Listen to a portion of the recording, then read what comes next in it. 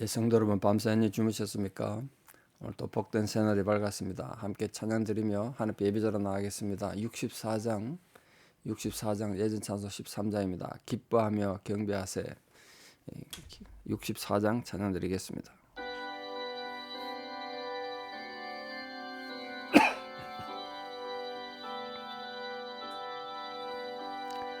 기뻐하며 경배하세. 영광의 주 하나님, 주 앞에서 우리 마음 피어나는 꽃 같아. 죄와 슬픔 사라지고 오심 구름 거치니 변함없는 기쁨의 주 밝은 빛을 주시네. 땅과 하늘 만물들이 주의 솜씨 빛내고 별과 천사 노래소리 끊임없이 더 높아. 물과 숲과 산과 골짜 들판이나 바다나 모든 만물 주의 사랑 기뻐 찬양하여라. 우리 주는 사랑이요 복의 근원이시니 삶이 기쁜 샘이 되어 바다처럼 넘치네.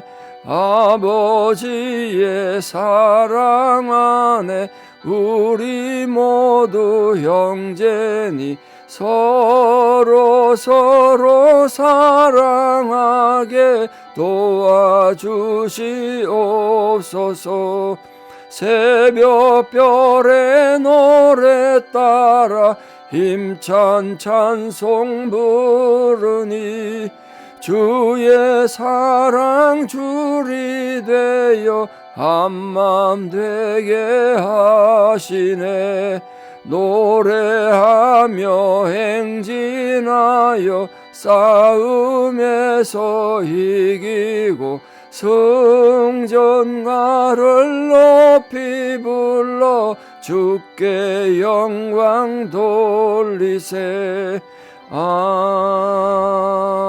아멘. 주기도문으로 신앙 고백 드리겠습니다. 하늘에 계신 우리 아버지, 아버지의 이름을 거룩하게 하시며 아버지의 나라가 오게 하시며 아버지의 뜻이 하늘에서와 같이 땅에서도 이루어지게 하소서. 오늘 우리에게 일용할 양식을 주시고 우리가 우리에게 잘못한 사람을 용서하여 준 것 같이 우리 죄를 용서하여 주시고 우리를 시험에 빠지지 않게 하시고 악에서 구하소서. 나라와 권능과 영광이 영원히 아버지 것입니다. 아멘. 2024년 9월 4일 수요일 새벽입니다. 하나님 주신 말씀 잠언 29장 14절에서 19절입니다. 잠언 29장 14절에서 19절. 잠언 29장 14절 봉독에 올립니다. 왕이 가난한 자를 성실히 신원하면 그의 왕위가 영원히 견고하리라. 채찍과 구주람이 지혜를 주거늘 임의로 행하게 버려둔 자식은 의미를 욕되게 하느니라.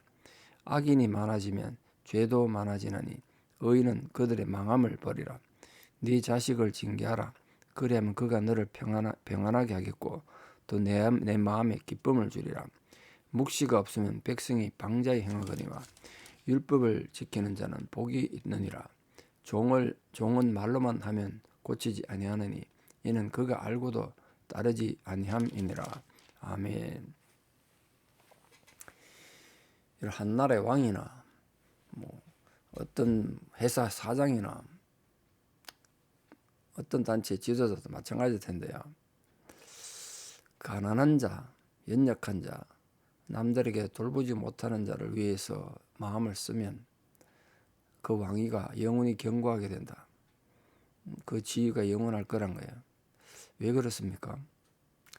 가난한 자를 들추는 이유는, 가난한 자를 기준으로 내세운 이유는 그 사람이 왕이든 어떤 위치에든 그 사람이 공의를 행하는 하나님이 기뻐하시는 정의로운 자인가. 그 기준이 가난한 자라는 거예요. 왜? 가난한 자는 도와줘봤자 내한테 도움 될 게 없잖아요. 뭐 뇌물을 바칠 수도 없고 나중에 내 힘들 때 와서 뭐 도와줄 권력도 없고.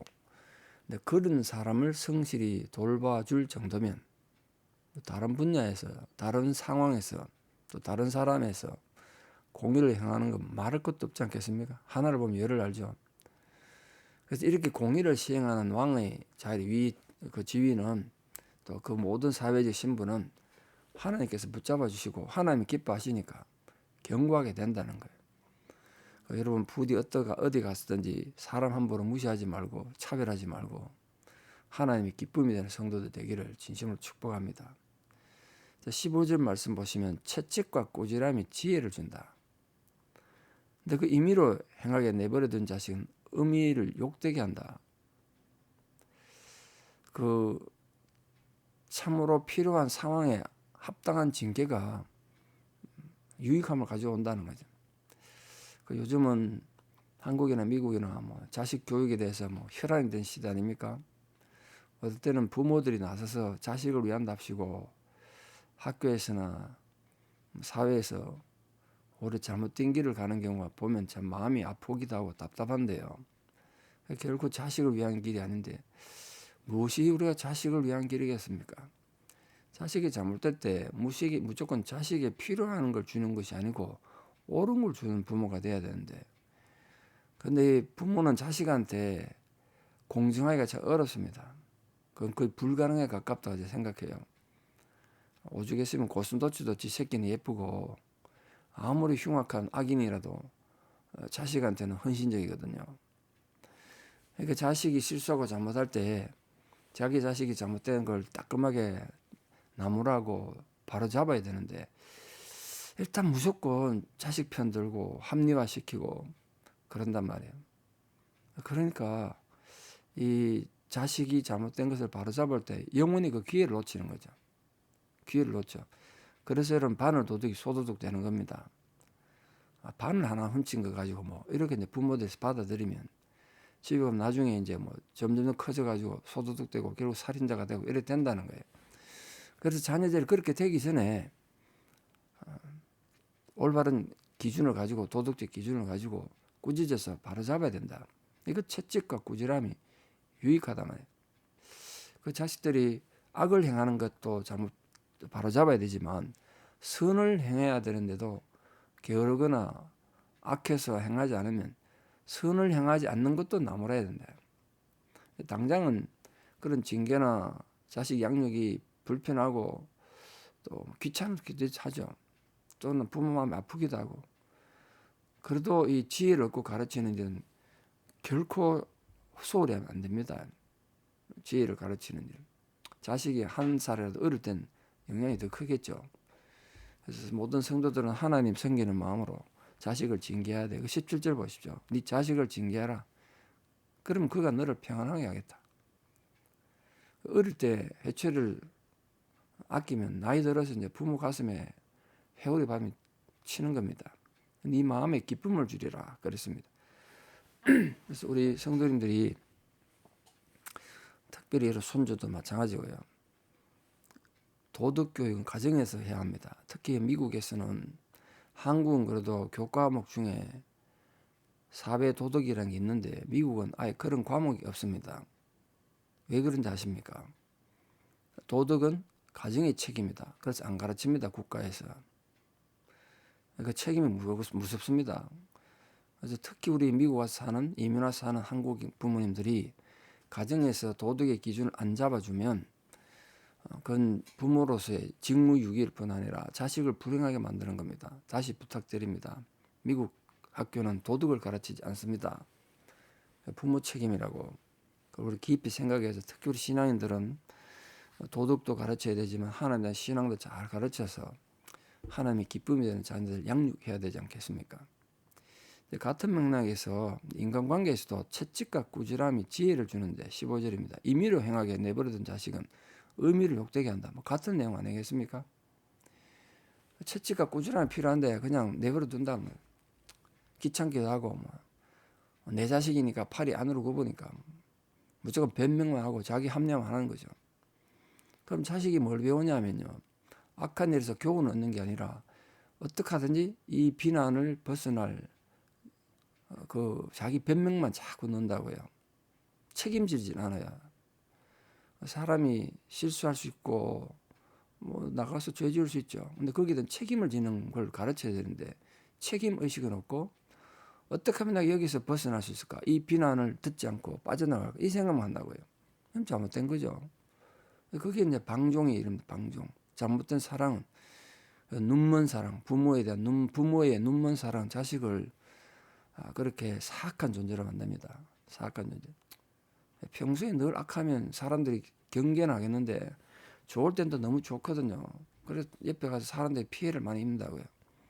그런 비극이 생기지 않도록 기도하는 마음으로 자녀 양육을 책임을 가지고 양육하셔야 합니다. 할아버지 할머니 다 마찬가지입니다. 이쁘만 하고 귀여움할 게 아니고 바로 가르치는 그런 신앙의 선조들 되기를 축복합니다.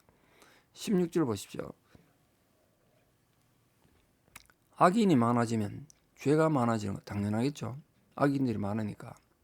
그러나 의인은 그들의 망함을 본다 그랬습니다. 악인들은 악을 행하니까 악인들에 대한 하나님의 징계가 있겠죠. 환란이 있겠죠. 근데 그런 악인을 심판하기 위한 환란에서 의인은 구원을 받는다. 그걸 가르치는 거죠, 지금. 요즘 참 세상이 악한 세상 아니겠습니까? 우리가 세월이 살아가고 사회가 발달할수록 점점 더 악해지는 것 같습니다. 참 답답한 세상 아닙니까? 제가 어릴 때는 상상도 못했던 악한 일들 요즘은 아주 평범하게 행해지는 걸 보면 참 세상이 걱정이 많이 됩니다. 죄에 너무 물들었어요. 그러나 이런 거악한 세상에서라도 순결한 영혼을 지키는 하나님의 백성들은 있을 거라 생각해요. 그런 하나님의 사람들은 악인들이 그 악으로 멸망받을 때 징계를 받지 않는다. 대표적 사람이 노아 아니겠습니까? 노아. 온 세상의 타락에서 하나님도 차마 두고 보지 못할 정도로 세상을 멸망시켜야 되겠다는 생각할 정도로 악한 세상에서도 노아는 하나님 앞에 은혜를 입었다.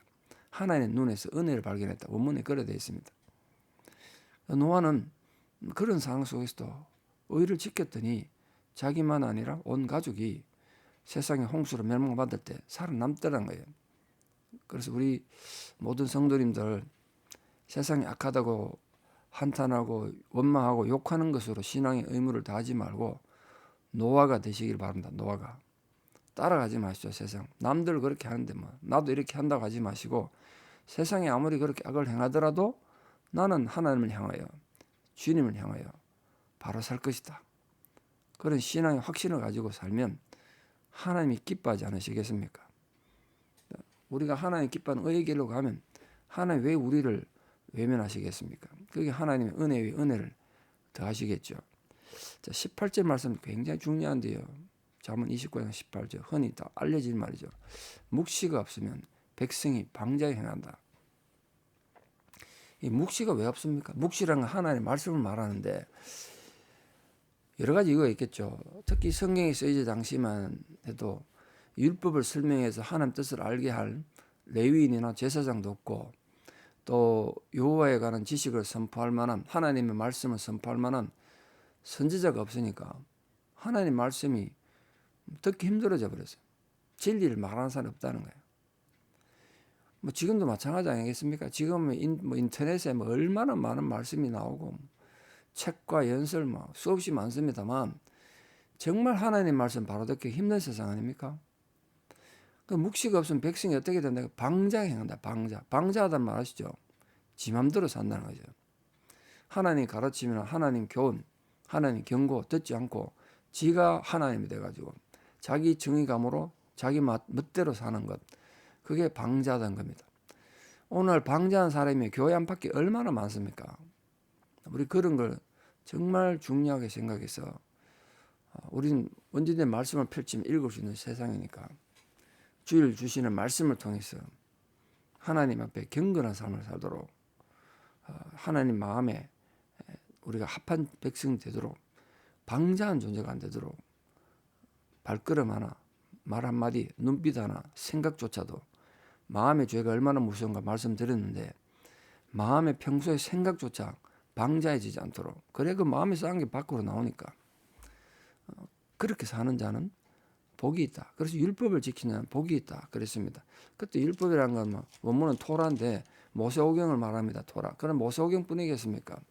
지금 우리는 뭐 예수님이 주신 말씀, 신약 성경, 바울의 교훈 다 토라, 율법이죠. 하나님의 말씀입니다. 하나님의 말씀 지킨다는 건, 지킨다는 의미가 뭡니까? 일단 알아야 되고, 알아야 지키든지 할 거 아닙니까? 알아야 되고, 또 아는 걸 그냥 아는 걸로 끝내지 말고, 성경 공부 하나 했다, 또 한 가정을 훈련해서 뗐다 이렇게 생각하지 말고, 그걸 행할 때, 순종할 때 그게 지키는 거죠. 지킨다는 개념 아시죠? 듣고 읽고 깨닫고 행하는 것, 그게 지키는 겁니다. 성도님들은 하나님 모든 말씀을 기쁘게 순종할 때 복 있는 사람이 되는 겁니다. 자, 마지막 19절에 종은 말로만 하면 고치지 않는다. 이는 그가 알고도 따르지 않기 때문이다. 이 종의 습성, 종의 근성을 말하고 있습니다. 근데 이게 이제 악한 종을 말하는 거죠. 왜냐하면 행해야 될 일을 알고 있으면서도 순종하지 않는 나쁜 행동을 안 고치는 자란 말이에요. 우리 모든 성도님들 하나 앞에 종인데, 종. 우리 성도들 분명히 하나님 뜻이 있음에도 불구하고, 주일날 말씀을 통해서 하나님 뜻을 알았음에도 불구하고 그 뜻대로 행하지 않고 자기 마음대로 사는 건 악한 종이 되는 거죠. 그럼 너무나 슬프게도 요즘 현대 세상은 교회 안에나 하나님 믿는 백성들 중에 순종하고 충성하는 종이 많겠습니까? 악한 종이 많겠습니까? 교회는 점점점 힘들어져 갑니다. 작년 한 해만 해도 엄청난 숫자의 교인들이 교회를 떠났다고 하는데 힘들고 어렵죠. 그러나 말씀에 서 있는 성도들은 든든히 서 있을 것입니다. 말씀에 서 있는 교회도 든든히 서겠죠. 부디 성도님들 하나님 말씀에 대한 올바른 이해와 깨달음을 가지고 실천함으로써 하나님의 기쁨이 되는 착하고 충성된 종이 다 되셔서 하나님의 귀한 복을 받아 누리는 은혜가 있기를 진심으로 축복합니다. 기도드리겠습니다. 아버지 하나님의 크신 은혜와 사랑을 진실로 감사드립니다. 우리가 살아가는 모든 삶의 상황 속에서 주님의 위로와 은총이 우리 모든 성도님들과 함께하기 바랍니다. 오늘 주신 말씀처럼 우리가 묵시가 없으면 방자에 행한다고 했는데, 우리들이 묵시를 하나님 말씀을 알지 못해 방자한 자들이 될까 두렵습니다. 언제나 영안을 열어 눈을 떠서 주의 말씀을 보고 귀를 열어 듣고 마음을 열어 깨달음으로써 하나님 앞에 충성되게 순종하는 성도들 되게 도와주시옵소서. 우리가 그렇게 순종함으로 또 하나님 앞에 순종하는 자녀들을 길러내는 복된 백성들 되기 원합니다. 우리가 방자하게 행하면 우리를 보고 배우고 따르는 우리 자식들이, 또 그 자식들이 방자하게 될 것은 자명한 일입니다. 참으로 우리 스스로가 먼저 하나님 앞에 겸손하고 또 불평 원망을 입에서 제거하고 감사와 찬양을 드리는 기쁨의 사람 성도들이 되게 해주셔서 참으로 하나님의 귀한 은혜 가운데 살아가는 복된 성도들이 되고 하나님의 기쁨이 됨으로써 우리의 모든 삶이 하나님 앞에 인정받는 이 시대의 노아들이 되게 도와주시옵소서.